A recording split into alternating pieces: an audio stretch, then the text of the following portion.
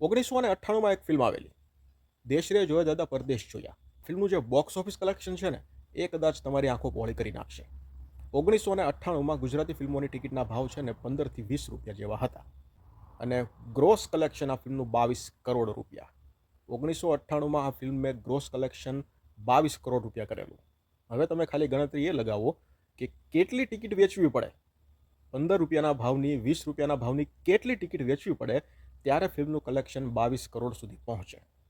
અને આ ફિલ્મ તમે જે થિયેટરમાં જોઈતી એ થિયેટર અત્યારે હયાત છે કે ત્યાંથી નીકળી ગયું છે એ પણ મને કમેન્ટ સેક્શનમાં જણાવજો, કારણ કે આ ફિલ્મ જ્યારે મેં જોઈ હતી ને એ થિયેટર અત્યારે ત્યાં નથી.